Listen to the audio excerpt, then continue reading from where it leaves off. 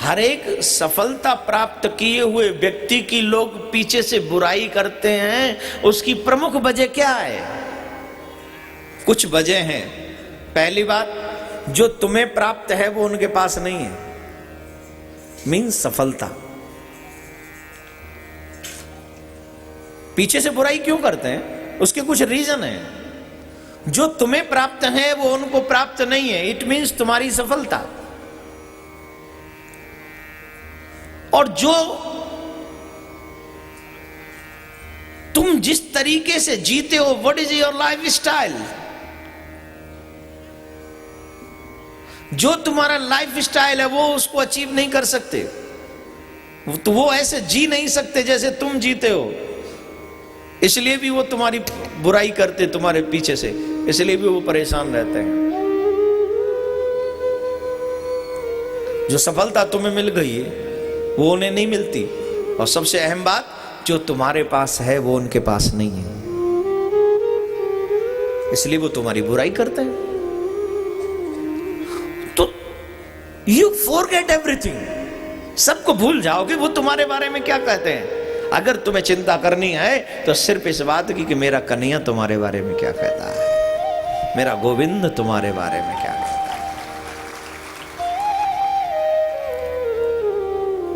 तो दुनिया तो तुम्हारी बुराई करेगी। अब तुम किस्मत वाले हो, या कथा सुन रहे हो, बदकिस्मत लोग नहीं आ पाए, कोई पी के लुढ़का पड़ा होगा, कोई 1 2 3 4, 4 का 10, 10 का 20, 20 का 50 कर रहा होगा है? अब उनको तुमसे नफरत नहीं होगी? जो 1 का 2 करेगा वो यहां आ नहीं सकता। तुम 1 का 100 करते हो, अब वो 1 के 2 में रह जाता है। तुमसे प्रॉब्लम होगा कि नहीं? तुम 1 का 100 कर रहे हो कि नहीं?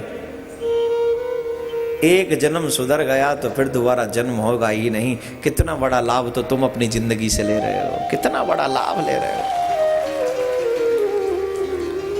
वो इस बार मानव बन के आगे, अगली बार गधे बन के आएंगे, उन्हें इस बात का मालूम भी होगा, तो इसलिए वो दुखी होते हैं और हम जा नहीं पाते, इसलिए वो आपकी बुराई करते हैं।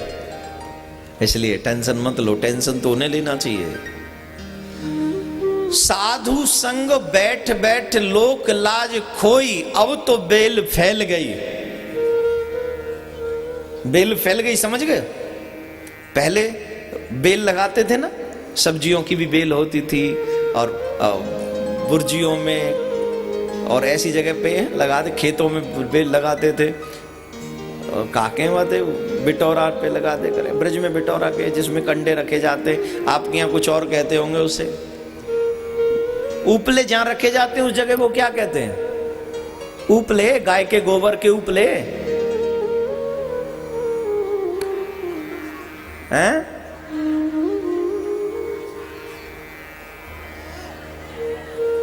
ये उपले रखने वाला भी सारो है, सारो काड़ा। ए भाई, एक आओ जरा हमको सुनाओ, क्या कहते हैं? छाड़ा, छाड़ा, उपले रखने वाला छाड़ा, राइट ना? उपले वहां रखे जाते कवर्ड करके। हमारे यहां आते कहीं बिटौरा।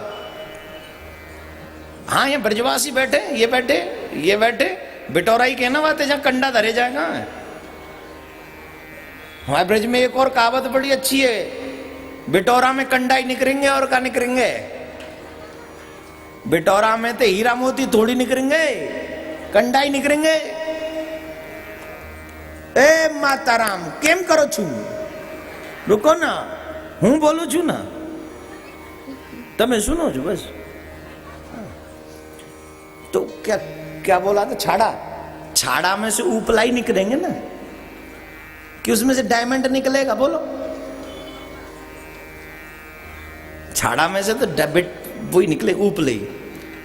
तो इनको तो प्रॉब्लम उस पे, हमारे यहाँ उसको बेल लगाते थे, उसमें बेल, और वेल लगते तो वो वेल फैलती चली जाती थी। तो मीरा जी उसी वेल की कह रही हैं कि अब तो वेल फैल गई, होनी होय सो होई। अब तो मेरे जीवन में भक्ति की वेल फैल गई है, अब मुझे परवाह नहीं। मुझे मालूम है कि मैं अपने कृष्ण की हूं, मैं अपने गिरधर की हूं, मैं दुनिया में और किसी की नहीं हूं। तो ये मीरा जी का संदेश।